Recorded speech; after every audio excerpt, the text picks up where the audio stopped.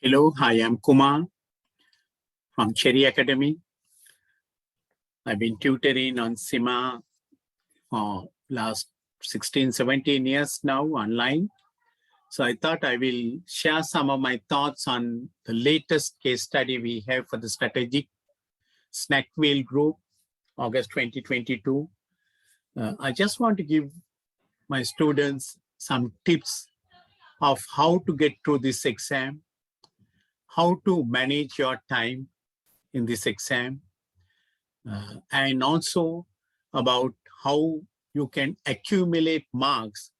I'm encouraging all of you to read the CIMA blueprint, which gives us a lot of information about how we should approach the strategic case study. Strategic case study is your last hurdle. So you must put your best effort and somehow get through this exam. So I just want to share a few thoughts with you all. I hope this YouTube video will be useful for you all. If you all need any more information, you can WhatsApp on 9477-321-9387, or you can get me on email cherryacademylk@gmail.com. So once again, I'm Kumar from Learn with Kumar and Cherry Academy. I'm a fellow member of the Chartered Institute of Management Accountants. So here are a few things that I want to discuss. So in this particular case study, we know it's about a fast food delivery industry. The possible topics that you might have is about acquisitions, mergers that can happen, maybe an overseas acquisition, because at the moment we are focusing only in the country called Westeria, but we might want to think of moving away. In that case, we might have to change our mission statement. So possible acquisitions of one of our competitors, or merging, or taking over another company, all are possible things. Stakeholder management. We know that we do have a lot of stakeholders, fast food restaurants on one side. On the other side, we have our customers. Then we have couriers, both our own employees and contracted employees. Then, of course, we should not forget our shareholders, the key stakeholder, the lenders, society, the community, all those people we need to look at. I would encourage you all to read. There is a company called Deliveroo. Their annual report is very, very useful, I suppose, for any of you all. We are totally dependent on internet connectivity. So cyber risks are very much part of our risk management strategy. Identification of possible risks and applying various tools. These are possible areas that can be tested in the unseen. Good corporate governance. We are a listed company. And also ethics, applying the CIMA code of ethics on various possible situations. Financing, debt financing, equity financing, various kinds of debt financing. What is the most appropriate method of financing a particular project? We know in our financial strategy, three key things: investment, financing, and dividends. Then share price movements. If I remember in this company, share prices have fluctuated, but over a period of years, share prices have not moved that much. So that may be a concern for the shareholders, and it may be a concern for the directors also. So there may be a lot of shareholder pressure, wanting the share prices to go up, and that probably might even put you into things like overseas expansion. Maybe your local market is saturated.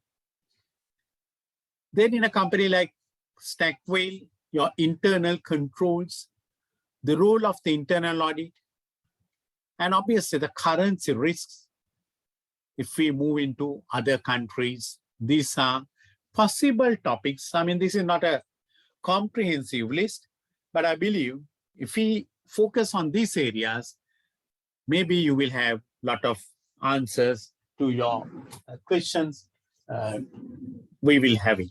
So P tree, E tree, F tree pillars are very essential. I know some of you all must be sitting straight for the strategic case study without going through those pillars, but still for all, you need those areas done because we need a lot of theory, application of theory, PESTEL, SWOT, suitability, acceptability, feasibility, CIMA Code of Ethics.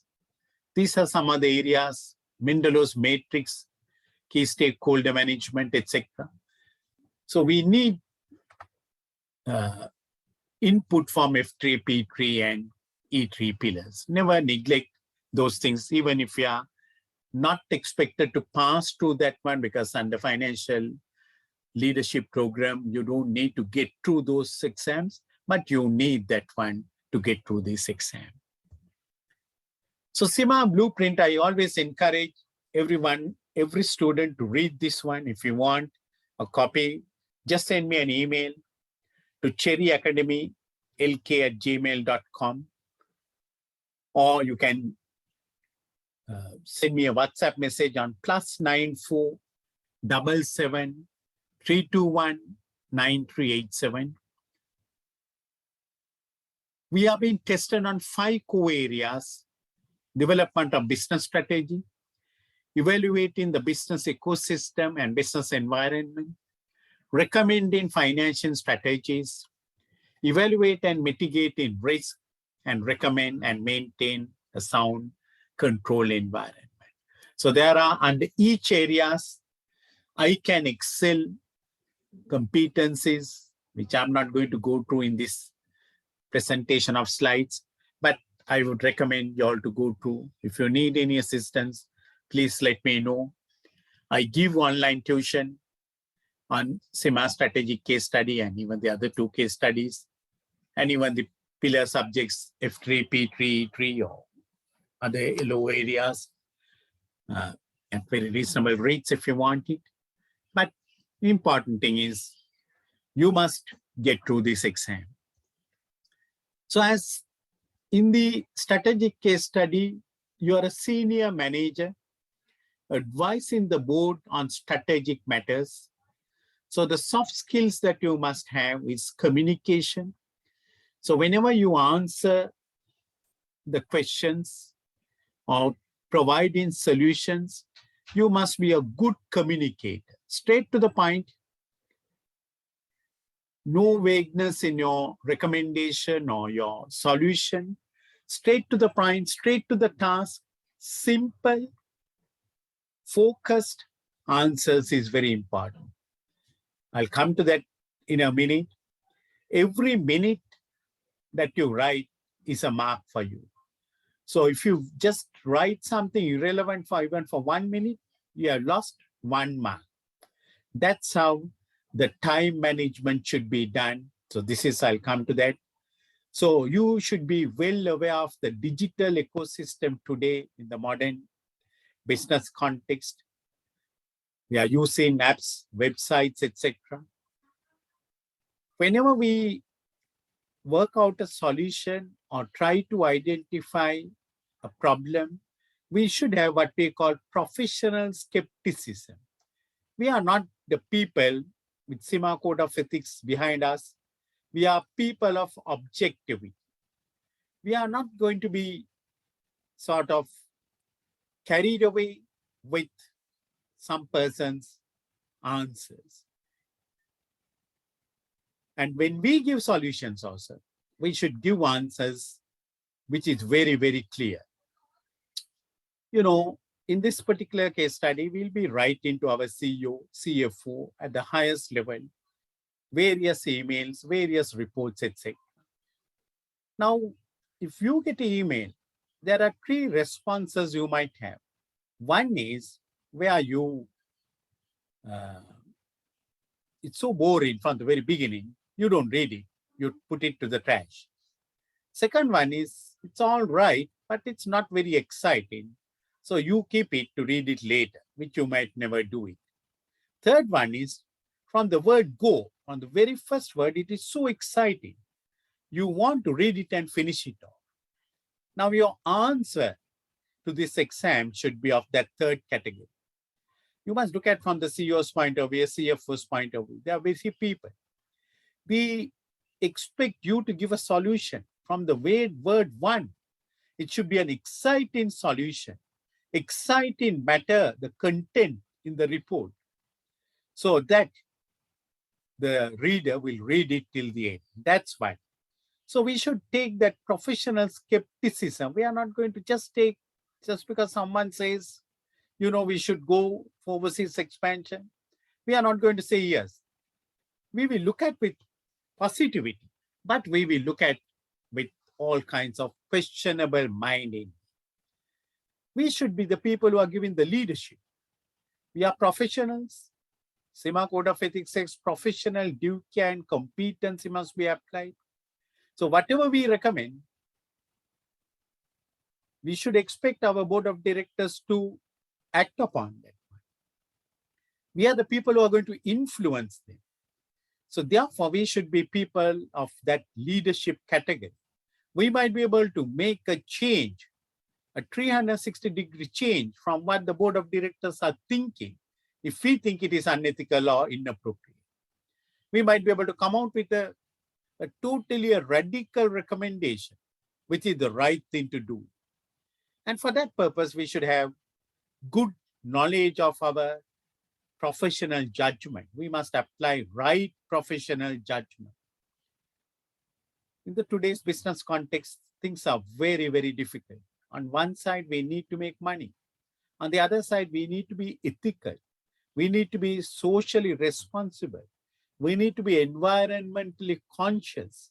It's not easy, but that is what is expected of a CIMA professional like you and me. So ethics and professionalism goes hand in hand with us. And we should know our business very well. That is what our pre-scene is so important. We must have a good understanding of pre-scene. So today, when I'm doing this recording, I'm on the 29th of June. Less than 2 months time, you'll be sitting for the exam. So you should have a good knowledge of this company, SNAKWHEEL. What are they doing? What are their ratios? What kind of a risk they are facing? What is their board's knowledge? If I remember right, CEO is a ranker here. So whether it's going to be a stumble block, all those things, we need to look at their share price movement, competitor reactions. Strategically, whenever we think of an organization, our two eyes should be focused on two parties. One is our customers. The other one is our competitors.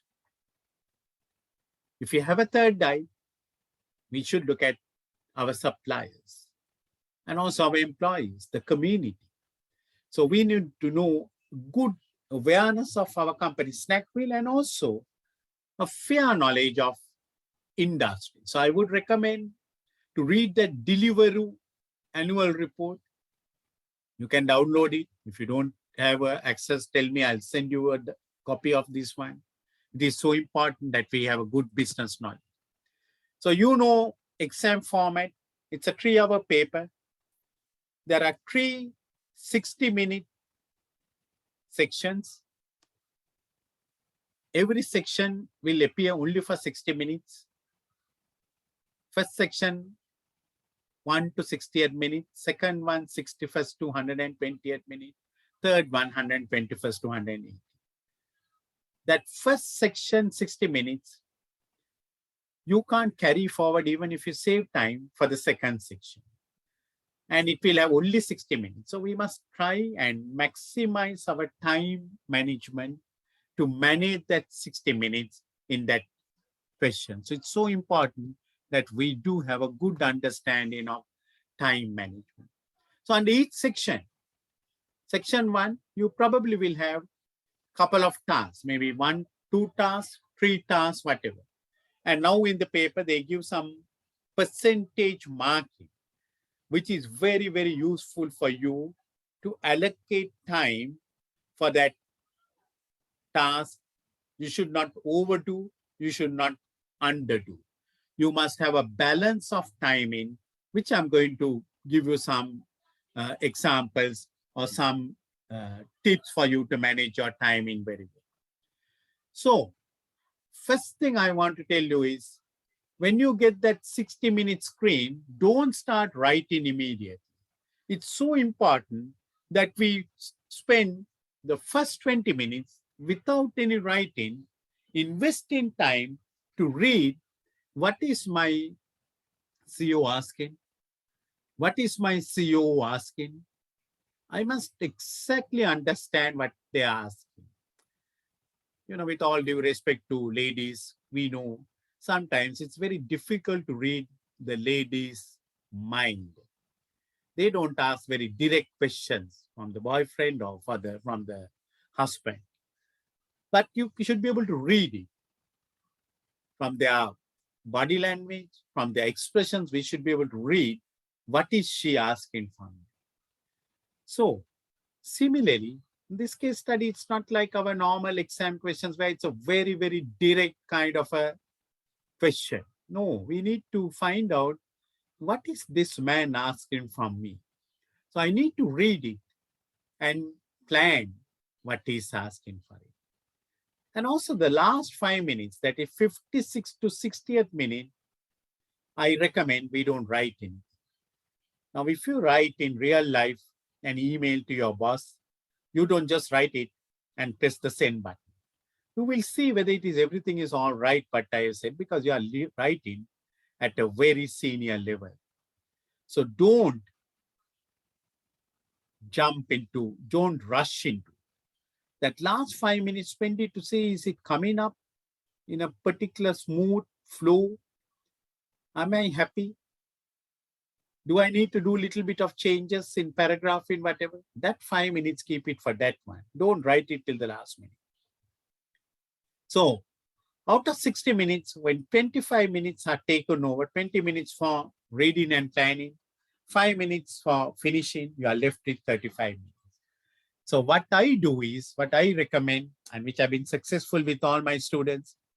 By the way, in my case, I don't go for hundreds of students. I just train few students for every exam, maybe 10 maximum. And so far, with God's grace, all my students have passed the exam, strategic case study. So if the task 1, subtask 1 in section 1 is carrying 60% marks, immediately what I do is I divide it by 3 to find out the maximum time I should spend on that task. That is 20 minutes. So I know I will write only for 20 minutes. I may be able to write for 25, 30 minutes, but then I don't have enough time for the other one. So 60% marks means 20 minutes. If the second task is 40 minutes, 40%, 13 minutes. So 33 minutes, 35 minutes, I have kept it. 33, 34, 35. I mean, I don't need to go very precise. But if it is 60% mark, 20 minutes writing should be allocated. If you are going to write for 5 minutes for the 60% mark, I can assure you, you are not going to pass the exam. 20 minutes, 18 minutes, 21 minutes should be the time frame. Divided by 3. Find out the time. Example, if it is 45% subtask, divided by 3, 15 minutes. 15 minutes means 15 sentences. 20 minutes means 20 sentences. In other words, every minute is a sentence. Later on, I'll tell you, every minute, every sentence, it's 1 mark. So every minute that you waste, you have lost a mark.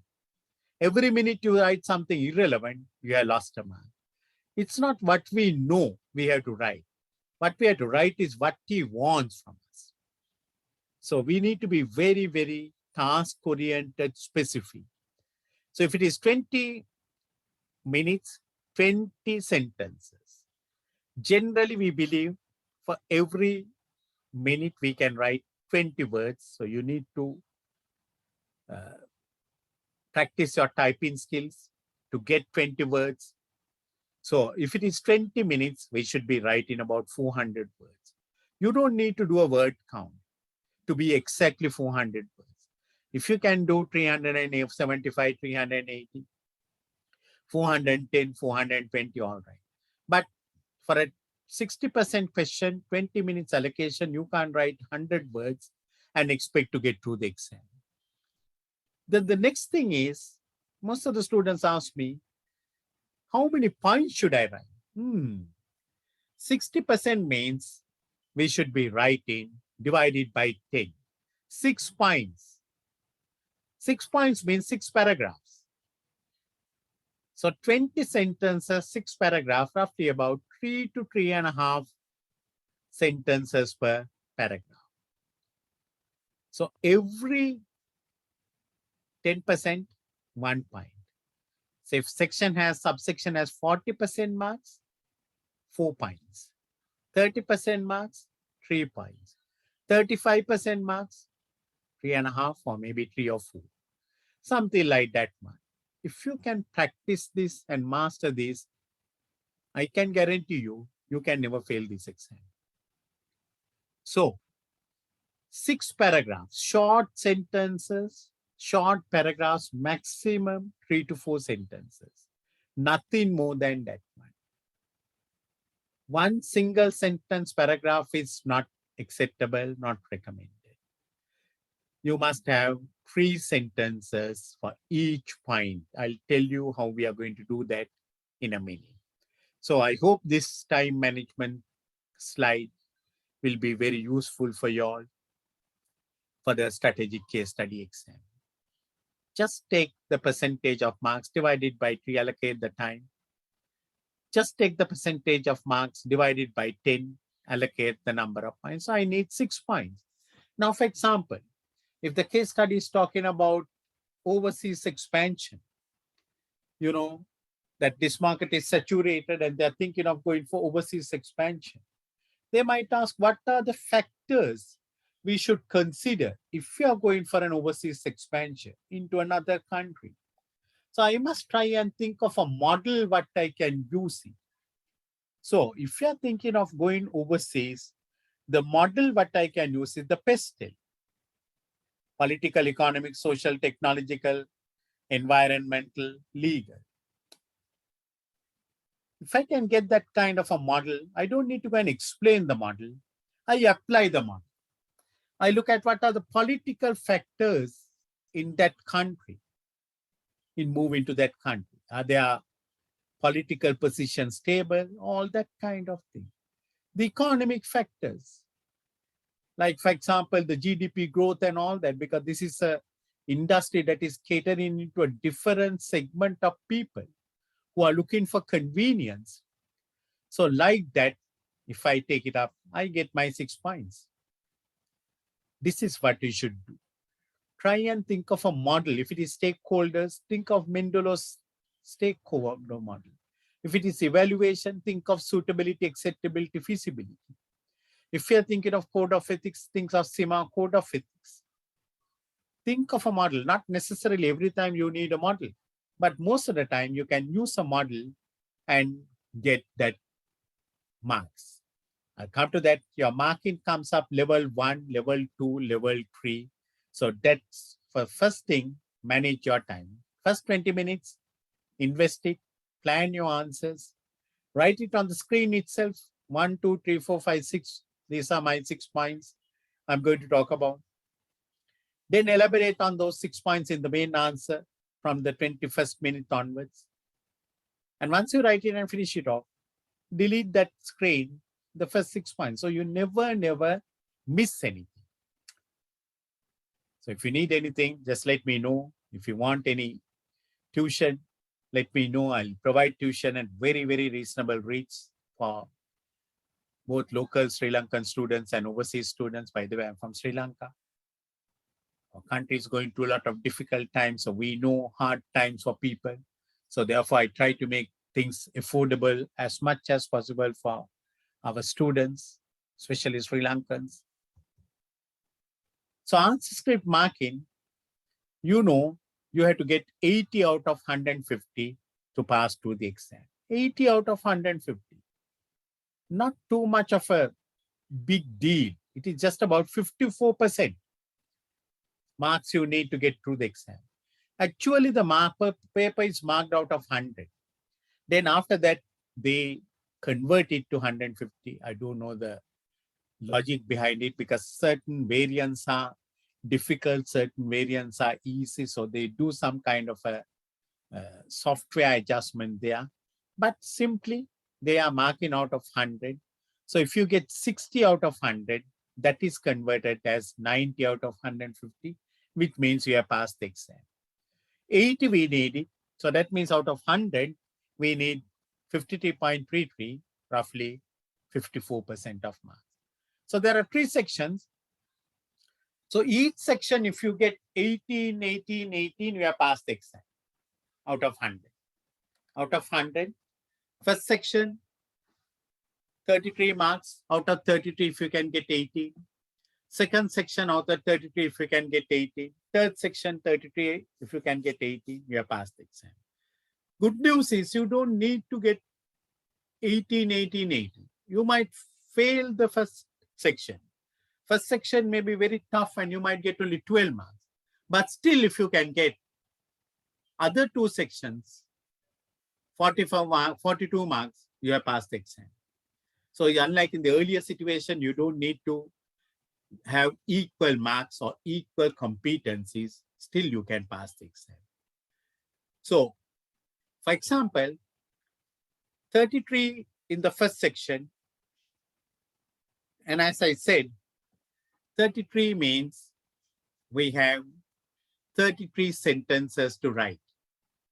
Each minute, 1 sentence. Each sentence is worth 1 mark. And if we can write 18 good sentences, right sentences, correct sentences, I have passed the exam. So if we can write about 22, 23 correct sentences, I have passed the exam. So every minute is 1 mark for you. So don't waste time writing what is irrelevant. That is why I say, spend time and look at what is this man asking from you. So if he's asking, for example, for overseas, the risk associated with expanding internationally, apply the PESTEL model and talk about the risk.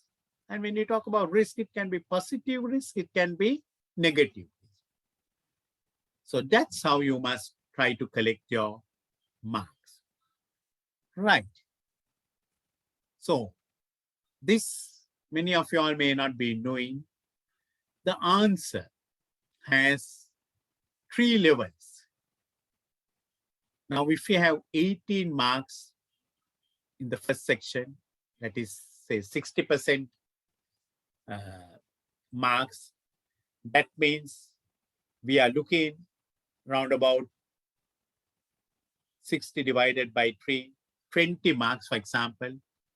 If it is 20 marks, and if you are looking at 6 points, that means each point is worth about 3.5 marks. Shall we say 3 marks? 3 marks. Each point is worth 3 marks. Now, that point, what you are writing, it can be a level 1 answer, level 2 answer, or a level 3 answer. What is this? The point what you are writing, if you just list out, say PESTEL, you can list out political, economical, social, technological, environmental, legal, without putting any explanation, how it applies to this particular scenario, the country which they are going, what is their GDP, all that. If they don't talk, just list out and say there is political risk, economical risk, all that kind of thing, and just write it 6 lists, you will really get a level 1 mark. So out of 3 marks for each point, you will get only 1 mark. So you will get only 6 marks out of 18. 1/3 of marks, you fail the exam. You need at least 54% of marks to pass the exam.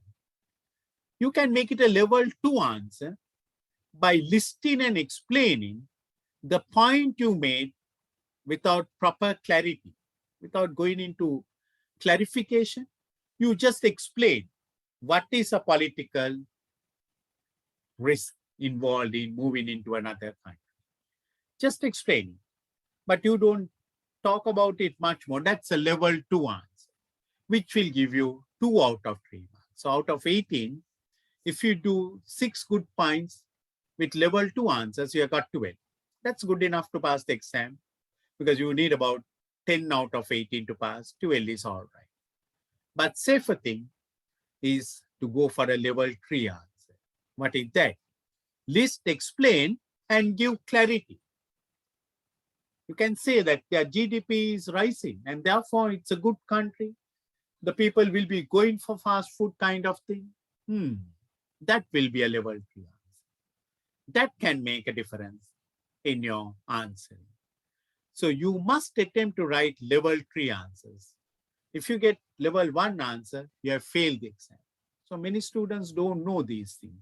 So that's what I thought. I'll share some of these things which will be very helpful for you to get through the exam. If you can get a level 2 answer, you're all right. But try and work for a level 3 answer. Talk about the model. Talk about the point. Give some explanation. Give some clarity. If you know some industry examples, talk about it. Apply it to the unseen scenario what you have. Apply it to the pre-seen what you have. Now, for example, they are talking about 80% of the customers will remain loyal to the existing platform. Only 20% is something like a floating kind of people. So if you can remember those things, try to talk about it. Even if you go into a new country, if there are existing providers in that country, likely that 80% of the people will stay with them. So we have to capture that 20%, unless we can, do something better and capture more than the 20%. That is, I'm getting it from the pre-scene. So read the pre-scene well, highlight the pre-scene, and prepare your own pre-scene notes so that by the time you come for the exam, you don't need to read 28 pages and 30 pages. You will have a summarized version of 2 to 3 pages. This is what we have to do. So we are just 2 months away from the exam. Have a good mindset. Yes, I can. There'll be a lot of sort of negative thinking that can come up. If you're a Sri Lankan at this moment, you might think how to go for the exam hall, no fuel in Sri Lanka, no transport. No, think positively. Think that you can excel. One thing I recommend is you can go to the CIMA site and read their answers for past papers. But don't look at those answers and get intimidated. Those answers are very super answers, which I don't think many of us will be able to write it. In fact, those answers are worth 225 out of 150, I would say. Paper is marked out of 150, but the answers given in the CIMA website are worth 225. You need only 80. So if you can write even 1/3 of those CIMA answers, you can pass the exam. So set a good mindset, go positive. Look at various reports like this, Deliveroo, I recommend it very strongly. Read the annual report, read the integrated report, etc. Keep on improving our typing skills because you don't have time in the exam to think and write. Same time as you think, you should be writing. Don't duplicate answers in the Kaplan textbook.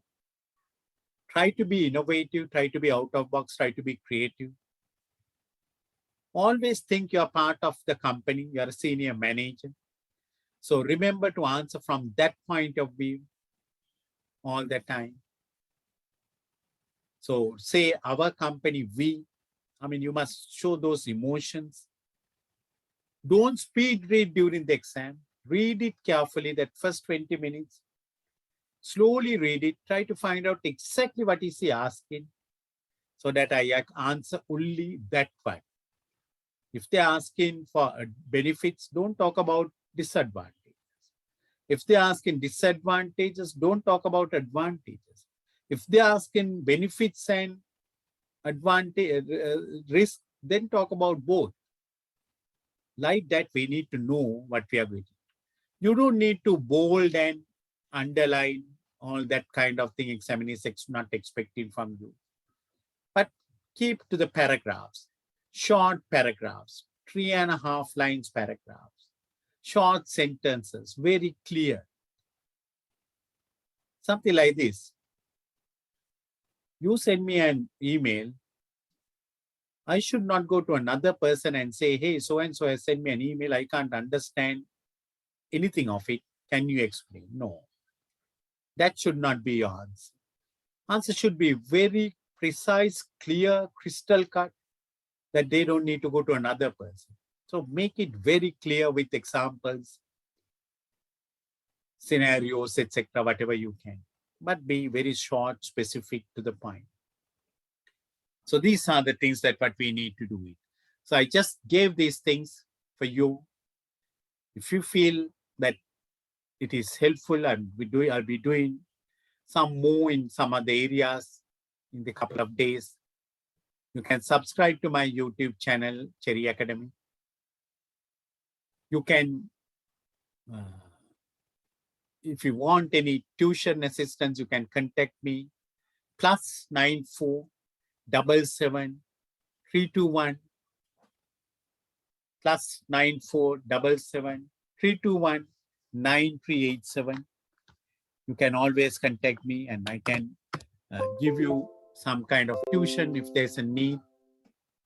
So +94 77 321 9387. I'm Kumar from Cherry Academy. Thank you very much. Wish you all the best.